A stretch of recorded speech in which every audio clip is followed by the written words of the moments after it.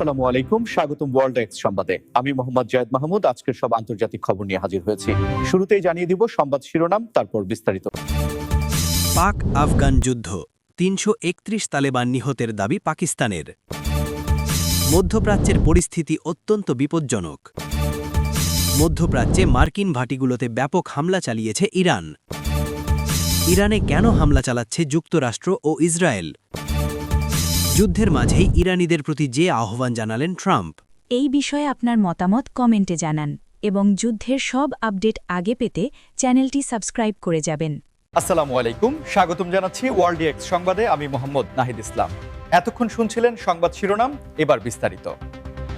শুরুতেই আমরা দৃষ্টি আকর্ষণ করছি দক্ষিণ এশিয়ার অন্যতম আলোচিত এবং ভূ-রাজনৈতিকভাবে অত্যন্ত গুরুত্বপূর্ণ একটি খবরের দিকে, আর তা হল পাকিস্তান এবং আফগানিস্তানের মধ্যকার সাম্প্রতিক সীমান্ত উত্তেজনা এবং পাকিস্তানের পক্ষ থেকে ৩৩১ জন সদস্য নিহতের যে দাবি করা হয়েছে সেই বিষয়টি নিয়ে।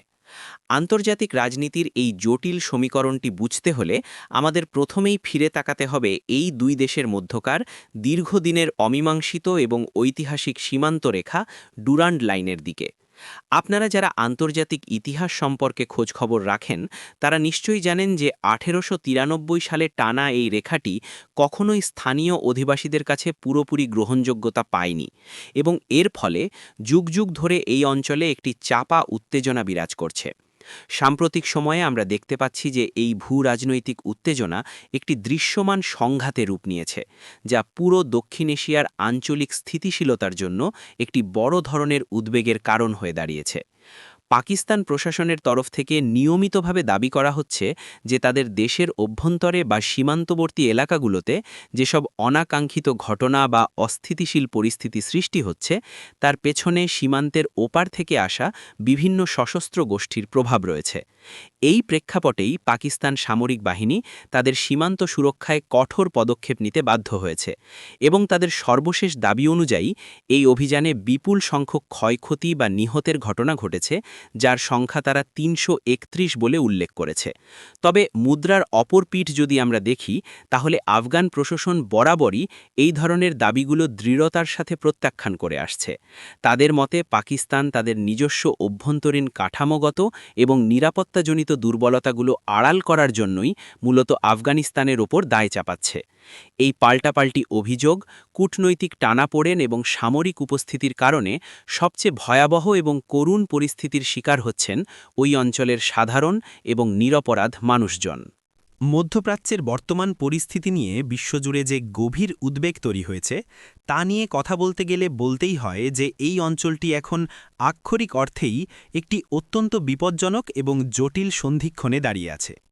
বছরের পর বছর ধরে চলা নানা ভূরাজনৈতিক হিসাবনিকাশ, ক্ষমতার দ্বন্দ্ব এবং আঞ্চলিক আধিপত্য বিস্তারের যে চেষ্টা তা এখন এমন এক বিন্দুতে এসে পৌঁছেছে যেখানে একটি ছোট ভুল বোঝাবুঝি বা একটি ভুল পদক্ষেপ পুরো অঞ্চলটিকে একটি সর্বাত্মক বিপর্যয়ের দিকে ঠেলে দিতে পারে। আপনারা যদি গ্লোবাল নিউজ পোর্টালগুলোর দিকে লক্ষ্য করেন তবে দেখবেন জাতিসংঘ থেকে শুরু করে বিশ্বের প্রায় প্রতিটি বড় আন্তর্জাতিক সংস্থা এই অঞ্চলের পরিস্থিতি নিয়ে প্রতিনিয়ত তাদের গভীর উদ্বেগ প্রকাশ করে যাচ্ছে। এই বিষয়টি যদি আমরা একটু গভীরভাবে বিশ্লেষণ করি তাহলে বুঝতে পারব যে মধ্যপ্রাচ্য কেবল ভৌগোলিক কারণেই গুরুত্বপূর্ণ নয়, বরং পুরো বিশ্বের অর্থনীতির অন্যতম প্রধান চালিকা শক্তি হল এই অঞ্চলের জ্বালানি তেল এবং গুরুত্বপূর্ণ সমুদ্রপথ। যখনই এই অঞ্চলে কোনো অস্থিতিশীলতা দেখা দেয় তার সরাসরি প্রভাব পড়ে বিশ্ববাজারের ওপর। জ্বালানি তেলের দাম আন্তর্জাতিক বাজারে মারাত্মকভাবে ওঠানামা করতে শুরু করে, যার ফলে বাংলাদেশ সহ বিশ্বের প্রায় প্রতিটি উন্নয়নশীল এবং উন্নত দেশের সাধারণ মানুষের দৈনন্দিন জীবনযাত্রার ব্যয় অস্বাভাবিক হারে বৃদ্ধি পায়।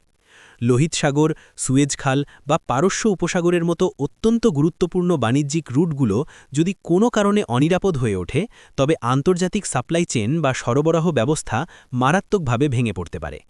মালবাহী জাহাজগুলোকে তখন অনেক লম্বা পথ ঘুরে গন্তব্যে পৌঁছাতে হয়, যা পরিবহন খরচ বহুগুণ বাড়িয়ে দেয় এবং শেষ পর্যন্ত এর ভুক্তভোগী হই আমরা সাধারণ মানুষ। এই মুহূর্তে আমরা দেখতে পাচ্ছি যে বিভিন্ন পরাশক্তি এবং আঞ্চলিক শক্তিগুলো তাদের নিজস্ব কৌশলগত স্বার্থ রক্ষায় এই অঞ্চলে তাদের নৌ ও সামরিক উপস্থিতি বৃদ্ধি করছে, যা পরিস্থিতিকে আরও বেশি উত্তপ্ত করে তুলছে। মধ্যপ্রাচ্যে মার্কিন সামরিক ঘাঁটিগুলোতে ইরানের ব্যাপক হামলার যে খবরগুলো সম্প্রতি আন্তর্জাতিক গণমাধ্যমে শিরোনাম হচ্ছে তা বৈশ্বিক রাজনীতির জন্য এক বিশাল অশনি সংকেত হিসেবে দেখা দিচ্ছে।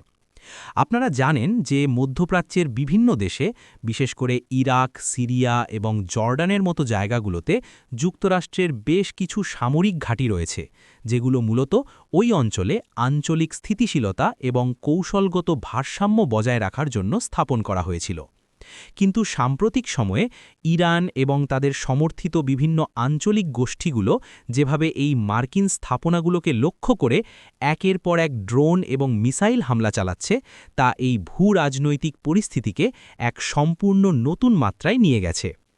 এই হামলাগুলোর পেছনের কারণ বিশ্লেষণ করলে দেখা যায় এটি মূলত একটি দীর্ঘস্থায়ী ছায়াযুদ্ধ বা শ্যাডো ওয়ারের অংশ, যা এখন ধীরে ধীরে প্রকাশ্য সংঘাতে রূপ নিচ্ছে।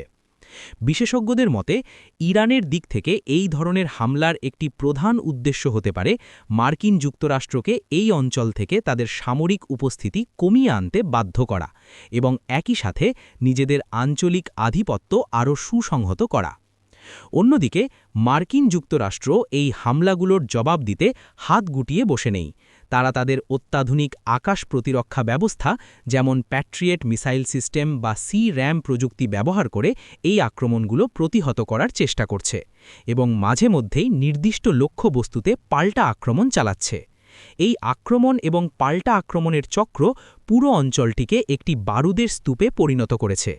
আন্তর্জাতিক সম্পর্ক বিশ্লেষকরা মনে করছেন ইরান এবং যুক্তরাষ্ট্রের মধ্যকার এই সরাসরি সংঘাতের সম্ভাবনা কেবল ওই নির্দিষ্ট ভৌগোলিক সীমারেখার জন্যই নয়, বরং গোটা বিশ্বের জন্যই অত্যন্ত হুমকিস্বরূপ। এবার আসা যাক সবচেয়ে আলোচিত এবং অত্যন্ত জটিল একটি প্রশ্নে, ইরানে কেন যুক্তরাষ্ট্র এবং ইসরায়েল এত মরিয়া হয়ে হামলা চালাচ্ছে বা হামলার পরিকল্পনা করছে। এই বিষয়টি সুস্পষ্টভাবে বুঝতে হলে আমাদের একটু পেছনের দিকে তাকাতে হবে এবং এই দেশগুলোর কৌশলগত স্বার্থ ও নিরাপত্তার সমীকরণগুলো গভীরভাবে বিশ্লেষণ করতে হবে। মূলত যুক্তরাষ্ট্র এবং ইসরায়েলের সবচেয়ে বড় উদ্বেগের জায়গাটি হল ইরানের পারমাণবিক কর্মসূচি। ইসরায়েল এবং পশ্চিমা দেশগুলো দীর্ঘদিন ধরেই অভিযোগ করে আসছে যে ইরান পারমাণবিক বিদ্যুৎ উৎপাদনের আড়ালে আসলে অতি গোপনে পারমাণবিক অস্ত্র তৈরির চেষ্টা করছে, যা ইসরায়েলের রাষ্ট্রীয় অস্তিত্ব এবং মধ্যপ্রাচ্যে যুক্তরাষ্ট্রের কৌশলগত স্বার্থের জন্য একটি সরাসরি এবং বিশাল হুমকি। যদিও ইরান প্রশাসন বরাবরই দাবি করে আসছে যে তাদের পারমাণবিক কর্মসূচি সম্পূর্ণ শান্তিপূর্ণ এবং কেবল বিদ্যুৎ উৎপাদন ও গবেষণার জন্যই পরিচালিত, কিন্তু আন্তর্জাতিক সম্প্রদায়ের একটি বড় অংশের কাছে এই দাবি কখনোই পুরোপুরি বিশ্বাসযোগ্য মনে হয়নি। বিশেষ করে ২০১৫ সালের পারমাণবিক চুক্তি বা জেসিপিওএ থেকে যুক্তরাষ্ট্রের বেরিয়ে যাওয়ার পর ইরান তাদের ইউরেনিয়াম সমৃদ্ধকরণের মাত্রা উল্লেখযোগ্য হারে বাড়িয়ে দিয়েছে, যা পশ্চিমা দেশগুলোর এই সন্দেহকে আরও বহুগুণ ঘনীভূত করেছে। এর পাশাপাশি আরেকটি অত্যন্ত গুরুত্বপূর্ণ কারণ হল মধ্যপ্রাচ্য জুড়ে থাকা ইরানের বিস্তৃত মিত্র নেটওয়ার্ক। লেবানন থেকে শুরু করে ইয়েমেন পর্যন্ত বিভিন্ন আঞ্চলিক গোষ্ঠীর পেছনে ইরানের সরাসরি আর্থিক, কৌশলগত ও প্রযুক্তিগত সমর্থন রয়েছে বলে যুক্তরাষ্ট্র এবং ইসরায়েল গভীরভাবে বিশ্বাস করে। এই গোষ্ঠীগুলো প্রতিনিয়তই ওই অঞ্চলে ইসরায়েলের নিরাপত্তা বলয় এবং মার্কিন স্বার্থের ওপর নানাভাবে চাপ সৃষ্টি করছে। এই ভয়াবহ যুদ্ধ পরিস্থিতি এবং চরম ভূ-রাজনৈতিক উত্তেজনার মাঝেই যুক্তরাষ্ট্রের প্রভাবশালী রাজনৈতিক ব্যক্তিত্ব এবং সাবেক প্রেসিডেন্ট ডোনাল্ড ট্রাম্প ইরানি জনগণের প্রতি যে বিশেষ এবং সরাসরি আহ্বান জানিয়েছেন, তা আন্তর্জাতিক রাজনৈতিক মহলে এক নতুন আলোচনার জন্ম দিয়েছে। আপনারা যারা আন্তর্জাতিক সংবাদ নিয়মিত অনুসরণ করেন, তারা খুব ভালো করেই জানেন যে ডোনাল্ড ট্রাম্প তার শাসনামলে ইরানের প্রতি অত্যন্ত কঠোর একটি নীতি বা ম্যাক্সিমাম প্রেশার পলিসি গ্রহণ করেছিলেন, যার ফলে ইরানের অর্থনীতি ব্যাপক চাপের মুখে পড়েছিল। কিন্তু সম্প্রতি এই সংঘাতপূর্ণ পরিস্থিতির মধ্যে তিনি যেভাবে সরাসরি ইরানের সাধারণ মানুষের সাথে কথা বলার বা বার্তা দেওয়ার চেষ্টা করেছেন, তার পেছনে একটি অত্যন্ত গভীর রাজনৈতিক এবং মনস্তাত্ত্বিক কৌশল লুকিয়ে আছে। ট্রাম্প তার বার্তায় মূলত ইরানের শাসক গোষ্ঠী এবং ইরানের সাধারণ জনগণকে দুটি সম্পূর্ণ আলাদা সত্তা হিসেবে বিশ্বের সামনে তুলে ধরার চেষ্টা করেছেন। তিনি অত্যন্ত কৌশলে বোঝাতে চেয়েছেন যে যুক্তরাষ্ট্রের শত্রু ইরানের সাধারণ মুক্তিকামী এবং স্বাধীনতাপ্রিয় মানুষ নয়, বরং তাদের মূল দ্বন্দ্ব হল ইরানের বর্তমান কট্টরপন্থী সরকার এবং তাদের আন্তর্জাতিক নীতির সাথে। ট্রাম্প ইরানিদের আহ্বান জানিয়েছেন যে তারা যেন তাদের নিজস্ব অধিকার, স্বাধীনতা এবং একটি উন্নত ও সমৃদ্ধ ভবিষ্যতের জন্য সোচ্চার হয়। আন্তর্জাতিক কূটনীতিতে এই ধরনের বার্তার মূল উদ্দেশ্য হল প্রতিপক্ষ দেশের অভ্যন্তরীণ রাজনীতিতে এক ধরনের মনস্তাত্ত্বিক চাপ সৃষ্টি করা এবং জনগণের মধ্যে যদি সরকারের প্রতি কোনো অসন্তোষ থাকে সেটিকে উৎসাহিত করে সরকারের উপর ভেতর থেকে চাপ বাড়ানো। একই সাথে যুক্তরাষ্ট্রের অভ্যন্তরীণ রাজনীতির দিকে তাকালেও এর একটি বড় কারণ খুঁজে পাওয়া যায়। নিজের দেশের সাধারণ ভোটারদের কাছে নিজেকে একজন অত্যন্ত শক্তিশালী, দূরদর্শী এবং বৈশ্বিক প্রভাবশালী নেতা হিসাবে উপস্থাপন করার এটি একটি চমৎকার কৌশল।